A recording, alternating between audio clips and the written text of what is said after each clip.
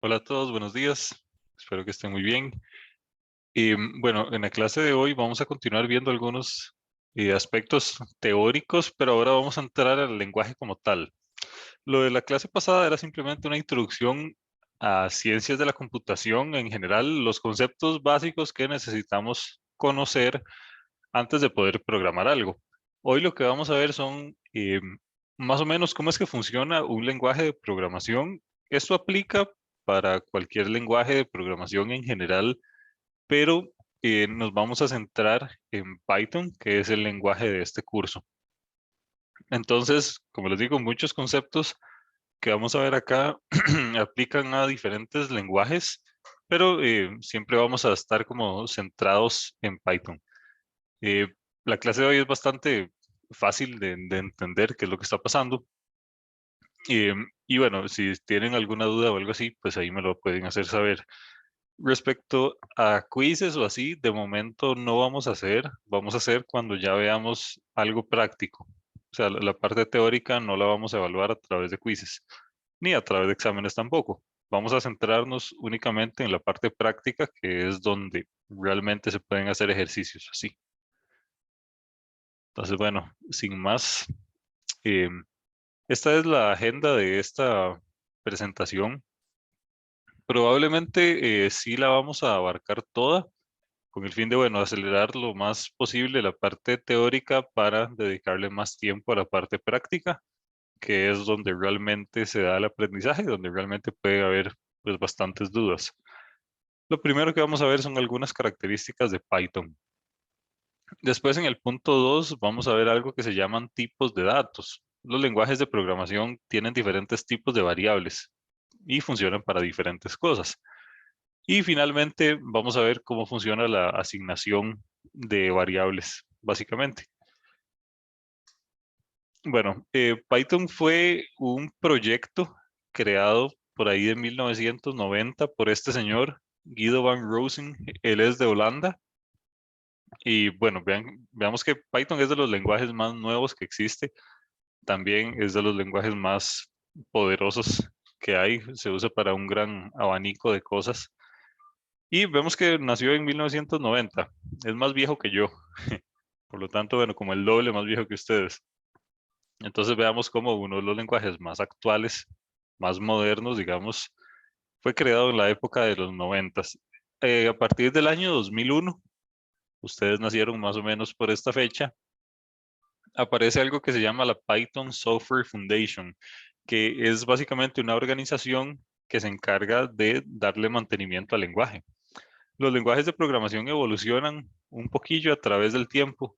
Nunca pierden su esencia, pero se mejoran ciertas cosas, se resuelven bugs que habían antes y también cambia a veces a la manera de hacer las cosas, pero nunca va a perder su esencia. Entonces, ¿quién es el encargado de darle mantenimiento al lenguaje? Bueno, esta organización que se llama Python Software Foundation. Existen organizaciones equivalentes para los diferentes lenguajes que se utilizan actualmente. Por ejemplo, Java tiene de su propia. Bueno, en el caso de Java creo que es Oracle, que es una empresa privada. En el caso de C, bueno, también por ahí existe alguna equivalente. Pero siempre hay alguien que le da mantenimiento al lenguaje. Cuando le dejan de dar mantenimiento, entonces ya es cuando pasa un periodo de obsolencia. Y bueno, este es el simbolillo de Python, de hecho, como unas culebrillas ahí, una para arriba y una para abajo. ¿Qué características tiene este lenguaje? Es multiplataforma. Eso significa que está soportado en Windows, Linux y Mac. Si existiera eh, algún otro sistema operativo bastante común, probablemente iría a tener soporte para Python. Python no es compilado. Esto es algo que tenemos que saber. Python no se compila. Eh, Se hace una cosa que se llama la interpretación. Que bueno, lo que pasa con la compilación versus interpretación es algo así.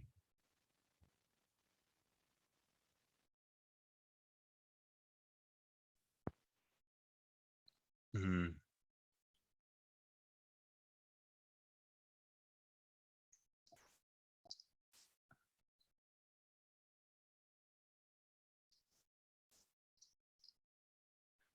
Resulta que cuando uno tiene un código cualquiera, y digamos que tenemos un codiguillo así.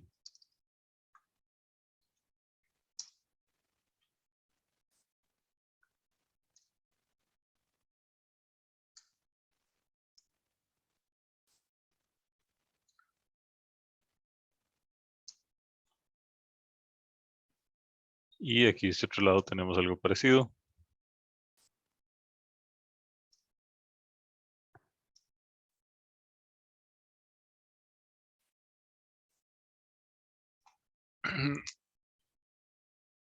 Cuando compilamos, lo que hacemos es como ejecutar un proceso que se encarga de agarrar el código de alto nivel y de aquí lo que generamos es código binario.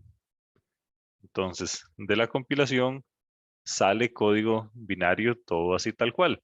Entonces, si arriba tengo 5 instrucciones diferentes, bueno, o iguales, no importa. Abajo voy a tener un código binario pues, parecido. Entonces, es un proceso que agarra todo el código mío de alto nivel y lo convierte en código binario. A eso es lo que se le llama proceso de compilación. Y el resultado de la compilación es un archivo binario. Entonces, lo que sale de aquí es un archivo binario. Y esto ya el procesador lo puede ejecutar. Resulta que con la interpretación funciona de manera equivalente, pero no es como que se agarra todo el código y se crea un archivo binario nuevo, sino que lo que pasa es que se agarra cada una de las instrucciones, es un proceso que va una por una, básicamente. Entonces, agarra la primera y genera el código binario de la primera.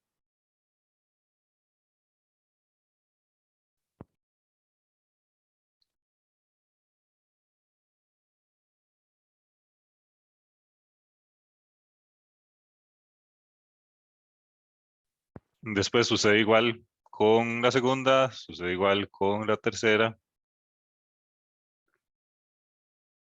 conforme se vayan necesitando. Eso, que es a lo que voy. Y bueno, después agarramos la tercera.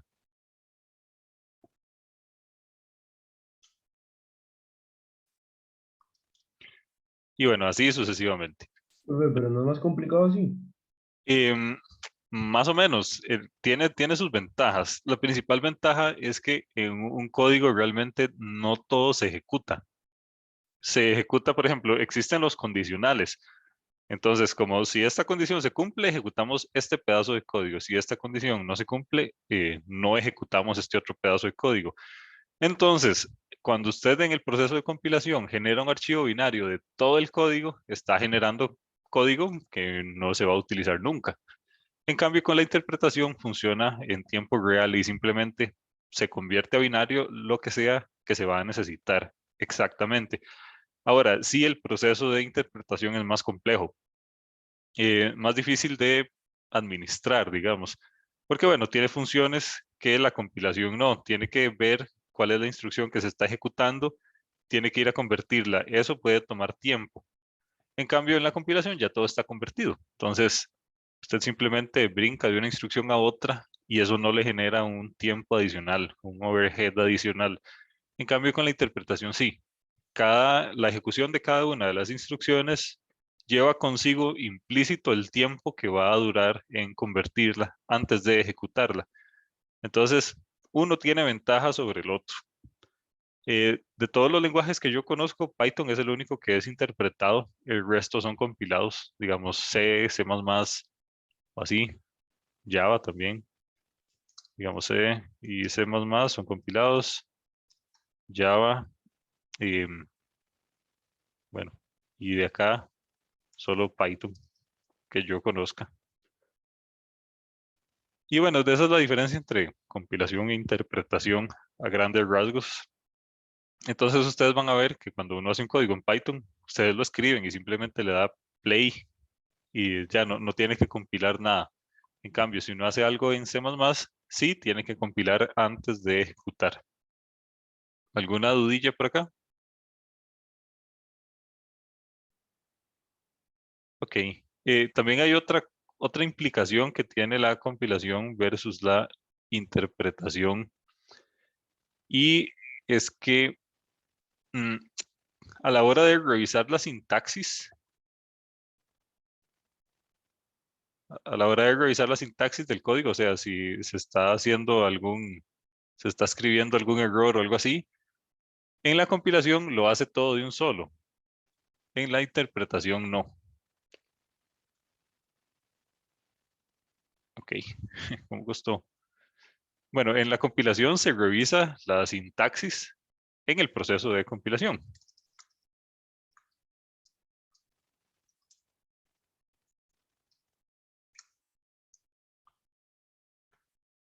En la interpretación se revisa la sintaxis cuando se esté ejecutando la instrucción.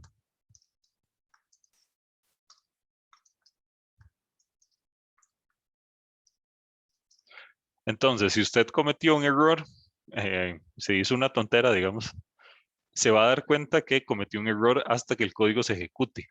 Entonces, eso es una desventaja que tiene la interpretación. ¿Qué es un error de sintaxis? Como que ustedes digan, em, digamos que creen una variable x es igual a, mm, no sé, 1 dividido entre 0. Eso es un posible error ahí, que probablemente un compilador se lo encuentre. También como que usted diga x es igual a 4 menos x. Esto es una expresión que no tiene sentido, que se encontraría en la compilación, pero no se encontraría en la interpretación hasta que se ejecute esa instrucción. Entonces, en la compilación uno se da cuenta de los errores de manera más anticipada. Eso es algo bueno. Y bueno, a grandes rasgos eso es. Entonces, en resumen, Python es interpretado. Python tiene algo muy interesante, y es que tiene bibliotecas muy poderosas para hacer muchas cosas. Por ejemplo, tiene un soporte impresionante para cosas de inteligencia artificial o cosas de manipulación de datos. Tiene una biblioteca que se llama NumPy, que funciona súper bien para cosas de manipulación de números, como manipular números muy grandes, también cosas matemáticas como de álgebra, creación de matrices o así. Y bueno, y esto es algo que los otros lenguajes quizá no tienen, o no tienen de manera tan avanzada como si tiene Python. Entonces Python tiene soporte para muchas bibliotecas de diferentes cosas. Y Python es software libre, eso es algo muy bueno. Significa que bueno, va a ser gratis. Así es como funciona el intérprete interactivo de Python. Eh, Recibe una expresión o una función y genera resultados y genera errores, básicamente. Entonces, veamos, les voy a enseñar un toquecillo. El intérprete de Python. Vamos a ver.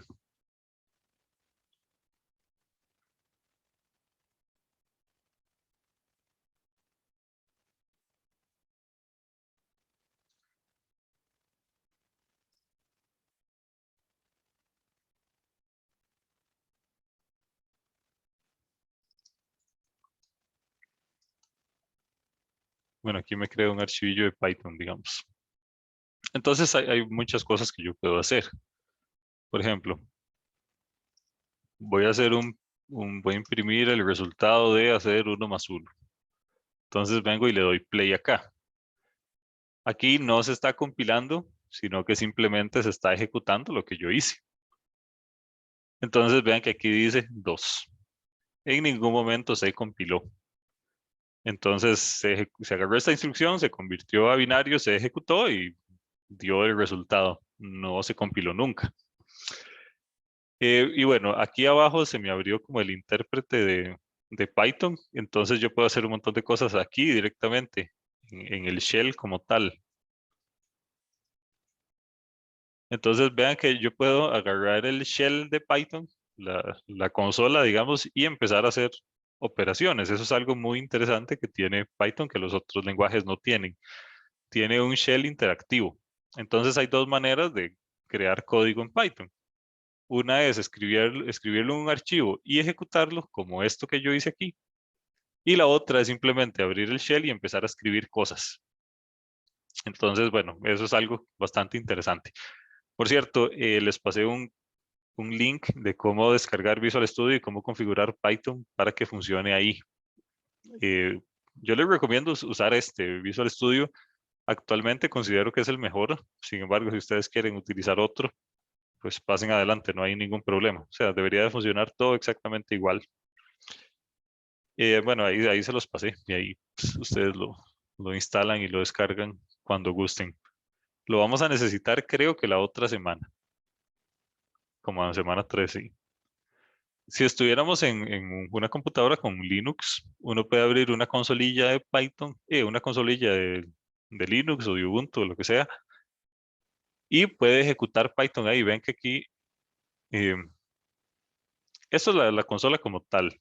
Aquí uno llega y escribe Python y ya se abre la consola de Python tal cual la tenemos, se las enseñé ahorita en Visual Studio. Entonces uno puede hacer cosas así como 3 más 3 o así.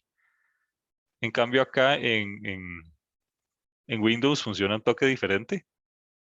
En Windows sí tenemos que hacerlo, no existe el concepto como de consola tan avanzado como existe en Linux, entonces tenemos que hacerlo a través de algún editor de texto o algún IDE. Y bueno, así funciona más o menos. Ahora, eh, vamos a ver los diferentes tipos de datos que existen, ya sea en Python o en los otros lenguajes. Como les dije, esto aplica para otros lenguajes, no es exclusivo de Python. Entonces, es muy interesante este curso porque da realmente las bases de un montón de cosas de los lenguajes en general. Entonces, los conceptos que uno aprende acá en este curso se aplican igual para cualquier otro lenguaje. Y normalmente cada curso de Progra de la carrera se centra en un lenguaje diferente. Entonces, van a aprender un montón al final. El tipo de dato más básico son los datos enteros, son los números enteros, perdón, que es básicamente los números que no tienen decimales, ya sean positivos o negativos. Este es como el tipo de datos más, no sé, más básico que existe. En resumen, son números de cualquier tamaño, pero que no tienen decimales, perdón. Vean, por ejemplo, este número de aquí abajo, que es enorme. Esto es un número entero por el simple hecho de que no tiene decimales. La manera de referirse a ellos comúnmente es con la palabra en inglés integer, que es básicamente la traducción de entero. Y bueno, así son. En resumen, son números que no tienen decimales, ya sean positivos o negativos. Python en particular, esto sí es algo exclusivo de Python, tiene soporte para números complejos. Ustedes saben que, bueno, yo creo que no saben de momento. Los que hayan llevado algo de álgebra o algo así, saben que existen los números reales y los números complejos. Los números complejos son los que tienen un componente imaginario. Tienen esta forma: parte real más parte imaginaria. Y bueno, esto es un número real, esto es un número real, esto también, esto también. Lo que dice aquí y se refiere a la parte imaginaria. Ahí ya ustedes después en los cursos de álgebra o así, ya van a entender bien para qué sirven y así. De momento sepan que Python tiene soporte para ellos, entonces usted puede agarrar un número complejo y otro número complejo y Python se los puede manipular, los puede sumar, los puede dividir, multiplicar o lo que sea. Eso es algo pues muy poderoso que no tiene ningún otro lenguaje, aunque realmente no vamos a usar nunca, casi nunca, números complejos. Entonces, bueno, al menos a mí nunca en la vida he tenido necesidad de utilizarlos. Entonces, realmente se usan poco. Existen los tipos de datos reales, que son aquellos que sí tienen decimales. Y es como un número entero, solo que con decimales. Son los números, cualquier número que está incluido en R. Ahora, existen diferentes maneras de referirse a ellos dependiendo del lenguaje en el que uno esté. por ejemplo, hay unos lenguajes en los que los números reales se llaman real. Hay otros en los que se llama float o flotante. Hay otros en los que se llama doble, dependiendo del lenguaje y dependiendo también de la precisión del número. Por ejemplo, eh, el más sencillo, por ejemplo, en el caso de C, el más sencillo, el float, digamos que este aguanta, no sé, no sé exactamente cuánto será, pero digamos que aguante 32 decimales. El doble, digamos que aguante 64 decimales, que es un montón, es un número enorme. Imagínense un número con 64 decimales. Entonces, dependiendo de la precisión de lo que yo quiera hacer, dependiendo de qué tan precisos necesiten mis datos, entonces tengo que utilizar un tipo de dato u otro. Y la única diferencia de ellos va a ser el tamaño. Y bueno, uno en este punto podría pensar, bueno, ¿por qué no los uso todos dobles? Que aguantan un montón. Bueno, si usted tiene un número doble, una variable doble va a consumir más memoria, el doble de memoria, que si tuviera una variable float. Entonces esa es la razón. Su programa va a ser más agresivo en el consumo de memoria y eso es algo que queremos evitar. Esto se guarda en la memoria RAM, por cierto. Entonces puede que se le gaste, dependiendo de lo que sea que tenga.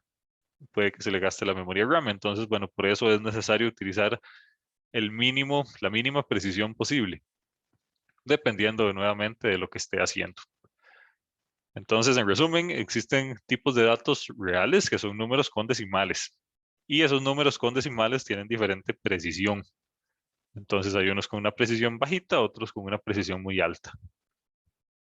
Y, por cierto, existen más, aparte de solo estos dos, existen más, dependiendo del lenguaje. Hay unos que aguantan, no sé, más decimales. Es bastante interesante. Pero eso es que se utiliza solo en aplicaciones científicas, o sea, para manejo de algo ahí, no sé, numéricamente muy complejo. Rara vez en un trabajo normal ustedes van a tener que usar números así de grandotes. Probablemente sea solo en proyectos de investigación o algo así. Existe otro tipo de dato que se llama tipo de dato booleano. Ustedes ahorita están llevando, si no me equivoco, este curso de matemática que es medio raro, matemática discreta. En matemática discreta hay un tema que se llama álgebra de Boole. Boole era el nombre de un señor, el apellido, que bueno, creó un tipo de álgebra ahí muy interesante. Eh, Existe un tipo de dato que se llama tipo de dato booleano, que tiene la particularidad de que tiene únicamente dos valores. Tiene, o puede ser o un 0 o un 1, o puede ser un falso o un verdadero. Eso es un tipo de dato booleano. Solo tiene dos valores, entonces es muy simple. Es un tipo de dato pues muy simple. Es bastante utilizado, este sí. Se utiliza para hacer condiciones, como si pongo una condición, si esta condición se cumple, ejecuto este código. Si esta condición no se cumple, ejecuto este otro. Entonces vemos que solo existen dos opciones, falso o verdadero, o 1 o 0. Si se cumple la condición es un 1, si no se cumple la condición es un 0. Entonces, en resumen, es un tipo de dato que únicamente puede tomar dos valores, un valor positivo o un valor verdadero. Y es un tipo de dato en específico. Si bien es cierto, uno podría agarrar un entero y meterle un 1 o meterle un 0, existe un tipo de dato que lo manipula, que es exclusivo para eso. Y la diferencia es que, bueno, es más eficiente en el uso del espacio, porque los datos enteros aguantan números muy grandes. Nuevamente, estoy desperdiciando memoria ahí. En cambio, si quiero agarrar un entero para únicamente meter un 0 o un 1, sería un desperdicio. Entonces debo utilizar el tipo de dato apropiado. ¿Alguna duda en este momento, a este punto? Ok, muy bien. Existe otro tipo de dato que se utiliza para manipular texto. Se llaman cadenas de caracteres, o mejor conocido por su nombre en inglés de string. String es la traducción de la palabra cadena en español. Y bueno, es básicamente una secuencia de elementos que pertenecen a un alfabeto. Se utiliza principalmente cuando uno tiene que manipular texto dentro del lenguaje, no números, sino texto. Por ejemplo, si ustedes están haciendo un programa en el cual el usuario deba ingresar el nombre y ustedes tienen que guardar texto en una variable, ¿cómo lo harían? Bueno, existe un tipo de dato especial, un tipo de variable especial que se llama string, que funciona para eso. Entonces usted puede crear una variable nombre y decir que es igual a Carlos, por ejemplo. Entonces esa variable nombre, que así se llama la variable, ahora va a tener guardado no un número, sino un texto dentro de ella. Entonces es bastante útil. La manera eh, de referirnos a un string o a un texto en general es es a través de las comillas. Entonces, si ustedes ven algo entre comillas, significa que eso es un texto. Si no tuviera comillas, se está refiriendo a una variable que se llame Carlos. Por ejemplo, para dejarlo más explícito, si yo tengo una variable nombre y le pongo Carlos, acá me estoy refiriendo a texto.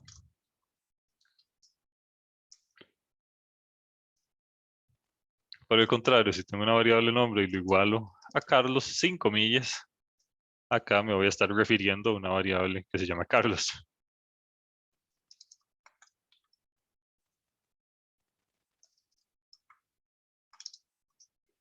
Entonces, esa es la diferencia y por eso cada vez que quieran utilizar texto en general, tienen que usar comillas.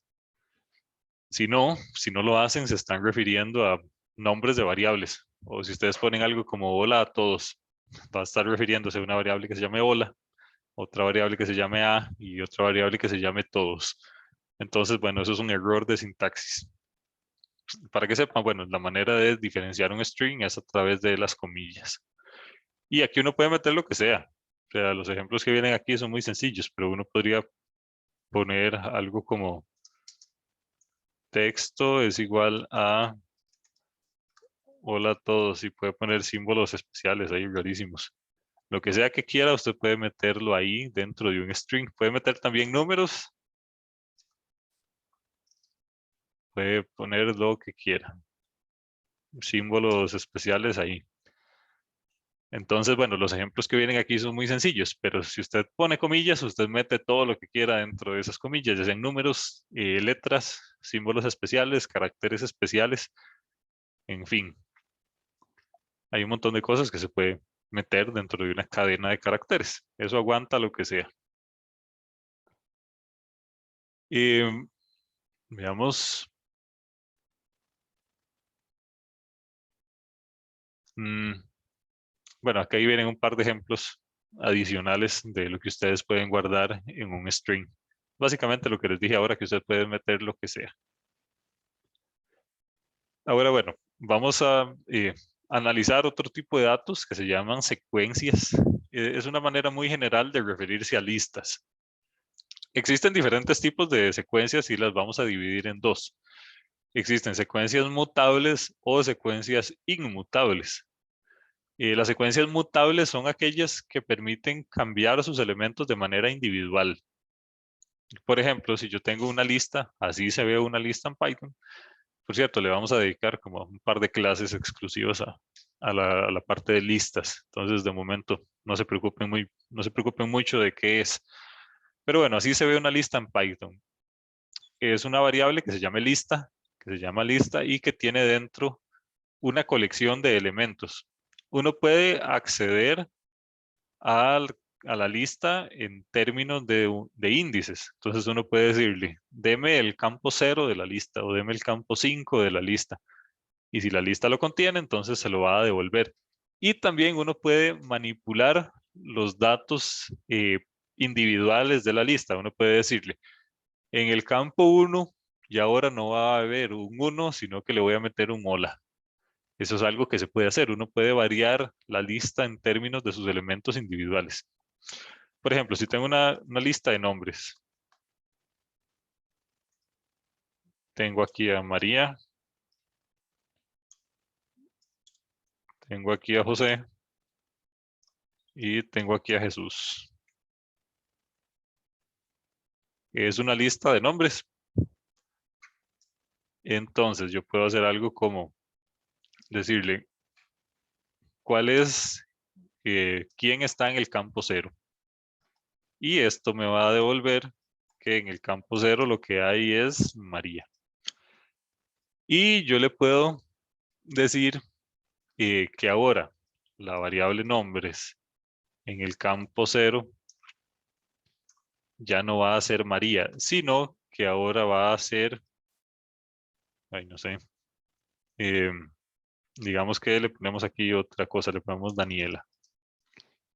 Entonces, si ahora yo vengo y hago que hay en la variable nombres en el campo 0, ya no me va a decir que hay un María, sino que ahora me va a decir que hay un Daniela.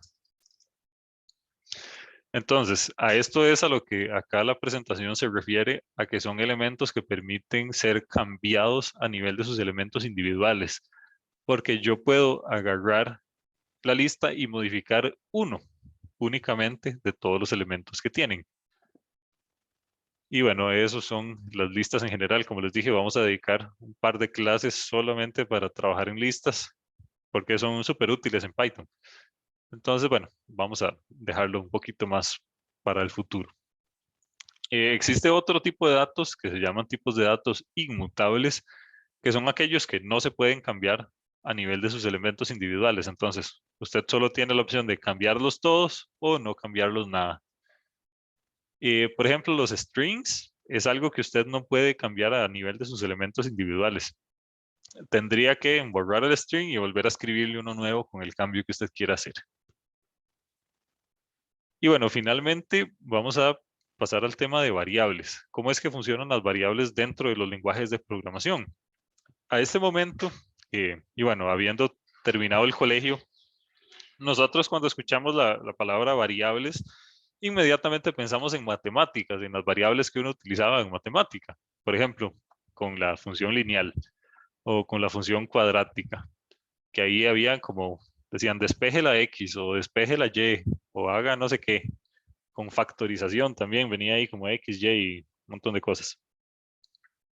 Básicamente en matemática una variable es una entidad que puede tomar cualquier valor. Funciona igual en los lenguajes de programación. Es básicamente un identificador que uno le pone a algo para guardar información. Se está refiriendo en este caso a un espacio de memoria. Entonces, la definición formal es que una variable está formada por un espacio de memoria y un nombre simbólico, o sea, un identificador que está asociado a dicho espacio. Entonces, es básicamente agarrar la memoria, agarrar un pedacito de memoria y ponerle nombre a ese pedacito de memoria. Entonces, ustedes después se pueden referir a ese pedacito de memoria. Pueden consultar qué hay en ese pedacito de memoria. Pueden también modificar lo que hay en ese pedacillo de memoria. Por ejemplo, aquí hay unas declaraciones de variables. Las variables tienen el nombre que uno quiera, el identificador que uno quiera. Por ejemplo, la primera variable se llama A, la otra se llama B. Yo ahí les hubiera podido poner, no sé, el nombre que ustedes quieran. Periquito, perrito, gatito, lo que sea. eh, el nombre de la variable lo va a aguantar. Puede ser lo que sea. Y vean que tienen un valor asociado. Y aquí hay un 1, un 2, un 3, etcétera. Uno realmente no se da cuenta de dónde es que se está guardando eso en memoria. Sin embargo, sí se está guardando en algún lado, pero el lenguaje se lo oculta. Uno no dice cómo acceda a la memoria en la dirección tal, sino que eso es algo que el lenguaje hace solito. Entonces, simplemente cuando usted se refiere al nombre de la variable, al identificador, él se encarga de ir a la memoria y consultar ese espacio. Pero la memoria la podemos ver como una matriz del tamaño que sea, son gigantes, son de gigas a veces. Entonces, una memoria es un espacio, una matriz gigante, donde en cada pedacito de esa matriz yo voy a guardar cosas. Vean, por ejemplo, que acá en el campo A, en el campo que yo le puse A, lo que tengo guardado es un 1. En el campo B, lo que tengo guardado es un 2. En el campo C, lo que tengo guardado es un 3. Sin embargo, yo les puedo meter lo que yo quiera. Y el nombre de ese pedacito de memoria aquí está con letras, pero podría ser cualquier cosa que uno quiera. Entonces es bastante interesante.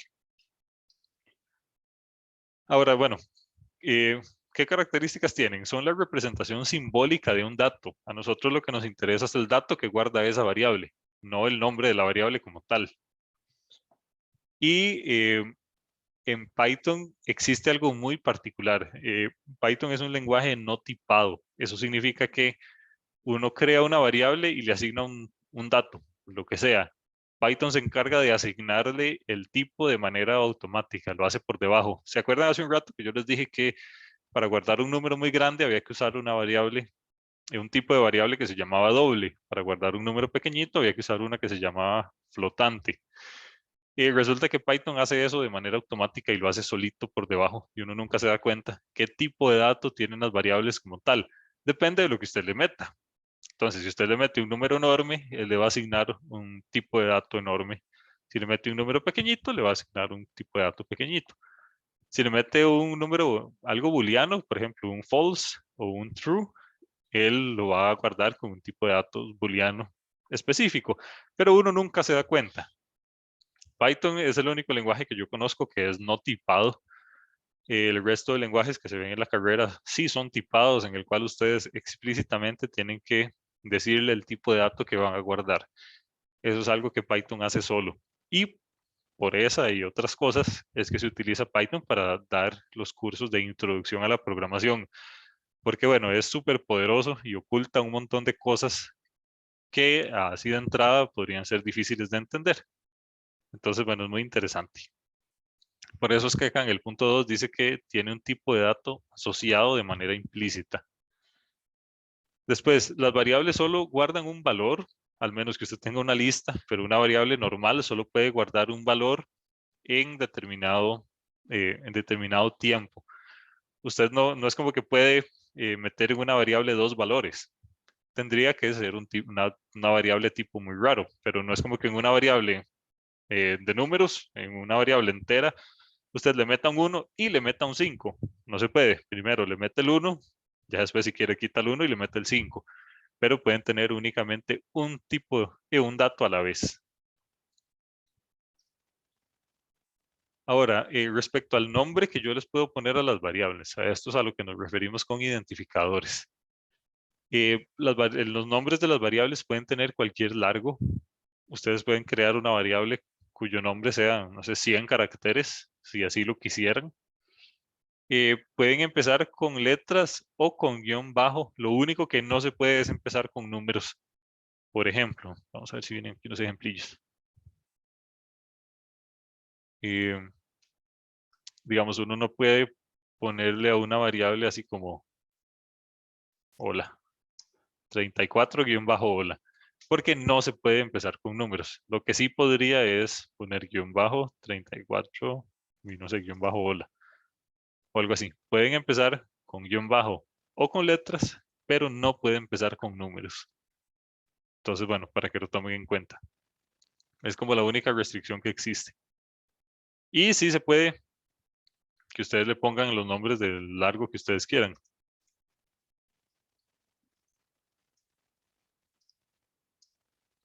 Algo así se puede hacer. Eso es un nombre de una variable muy largo. Pero sí se puede. Y no tiene límite. Bueno, yo supongo que algún límite debe tener, pero debe ser un límite muy absurdo. Y ahora, finalmente, es importante, y esto es algo que se evalúa en este curso, porque es algo muy básico y muy importante, de que los identificadores tienen que tener nombres significativos. Si usted va a crear una variable para almacenar la edad de una persona, esa variable tiene que llamarse edad. Está raro que ustedes le pongan a la variable, no sé, periquito o algo así. Por ejemplo, eh, existen diferentes nombres que ustedes le pueden poner. Ustedes les ponen el que quieran. Sin embargo, tiene que ser algo que se relacione a lo que sea que hace la variable. Entonces, si vamos a guardar la edad, la variable se puede llamar edad, se puede llamar edad persona, puede llamarse age, no sé, edad en inglés. Estaría raro que ustedes le pongan un nombre ahí random, como periquito, o que le pongan algo muy simple, como z, z igual a 20. Entonces, esto es algo, por eso tiene una X, es algo que se debe evitar y es algo que se evalúa en los proyectos y en las tareas, que ustedes realmente utilicen nombres de variables significativos. Ahora, la manera de asignar una variable es simplemente poner el nombre que yo le puse a la variable igual el valor que le voy a guardar. es bastante simple, es como los ejemplos que venían acá. Es el nombre que yo quiero y el dato que le quiero meter. Por ejemplo, puedo poner una variable que se llame contador y la empiezo en 0, la igualo a 0. Una variable que se llame número y le pongo 1, 2, 3. O una lista que se llame estudiantes y le pongo Julio, María y Christopher. Estas son asignaciones de variables. Se asignan utilizando el igual. Y eso es todo por hoy. No sé si tienen alguna duda o algún comentario o algo que no haya quedado claro. Profe, pero esas variables normalmente almacenan números más grandes, cosas más grandes, ¿verdad? No solo uno, dos, tres, ese tipo de cosas. Ah, sí, no, ahí usted le puede meter lo que sea. Simplemente son ejemplos así muy, muy simples. Pero sí, usted le mete lo que sea, o sea, millones, miles de millones. Igual lo va a aguantar.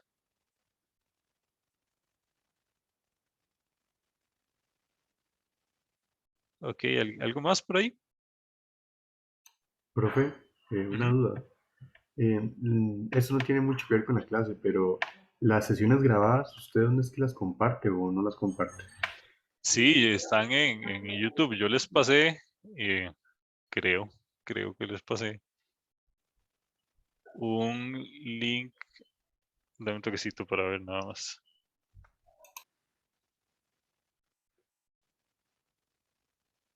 Ustedes son este. Aquí está. Este fue el video de la clase pasada, que fue la primera clase grabada. Entonces, usted se mete aquí y lo que yo les recomiendo es que esto es un canal. Usted lo que le recomiendo es que se suscriba al canal para que sepa cuándo se subió una nueva clase. O si no, usted se mete aquí y ve las listas de reproducción que existen. Eh, Usted tiene que buscar, hay un montón de introducción a la programación, que son todas las veces que he dado el curso. Tiene que buscar la del primer semestre de 2022. Entonces, en este momento solo existe un video, porque solo un video hemos subido, pero aquí vamos a ir subiendo todos los otros. Entonces aquí los va a encontrar. Entonces le recomiendo, no sé, ya sea suscribirse al canal para que le llegue cuando ya se subió un video, ya después al final de semestre si quiere se desuscribe. O lo otro es que guarde el link ahí como un marcador o algo así. Pero sí, ahí van a estar todas. Ah, ok, perfecto. Es que tenía la duda. Más bien, gracias. Qué bueno. Profe, Sí. una pregunta. En el tutorial que mandaste para descargar VS Code, Ujú. viene una parte de descargar extensiones para el mismo programa. ¿Eso es necesario descargarlo o con solo tener el programa base está bien? No, es bastante interesante cómo funciona VS Code. Existe la versión básica, pero con la versión básica usted solo puede escribir texto, no puede ejecutar nada, no puede ejecutar código. Entonces, dependiendo de lo que usted quiera hacer, tiene que instalar unas extensiones o tiene que instalar otras. En el caso de Python, tiene que instalar la extensión para que funcione con Python. Ve, por eso aquí dice, instale Visual Studio Code y la extensión de Python. Este funciona también para programar en Java, por ejemplo. Entonces, si usted fuera a programar en Java, le descarga la extensión de Java. Si fuera a programar en C, le descarga la extensión de C.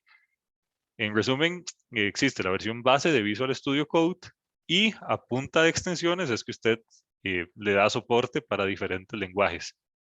Entonces sí tiene que seguir todo el tutorial tal cual viene acá y tiene que instalar la extensión de Python.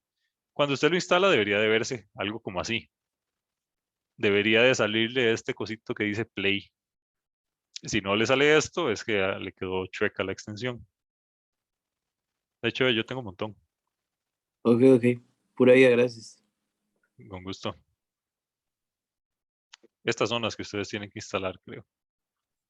Profe, de hecho hay algo que no entendí, ¿por qué usamos eso y no? Bueno, o sea, me imagino que tiene sus ventajas, pero precisamente no las conozco, perdón, ese fue mi perro. Eh, que la diferencia entre usar el VS Code y usar directamente Python. Bueno, sí puede hacerlo. Es lo que les decía ahora. Ustedes pueden usar el con el que se sientan más cómodos. Sin embargo, he encontrado que este VS Code es como el más, eh, el más potente para hacer muchas cosas. Tiene cosas muy interesantes, por ejemplo. Bueno, es que aquí solo hay una línea, pero usted puede hacer cosas como esta, digamos, puede hacer una seleccionar cosas horizontalmente o algo así. Esos otros editores quizá no lo tienen. Pero sí, en resumen, usted use el que quiera. Yo les doy este porque supongo que considero que es el más apropiado para este curso, pero usted puede utilizar el que quiera.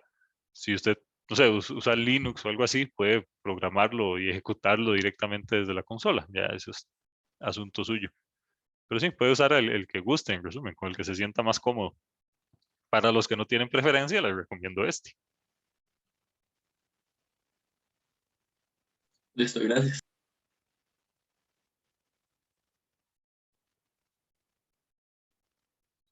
Y bueno, entonces, ¿alguien tiene algo más? Si no, bueno, estaríamos por hoy. Que tengan un bonito día. Hasta luego. Bueno,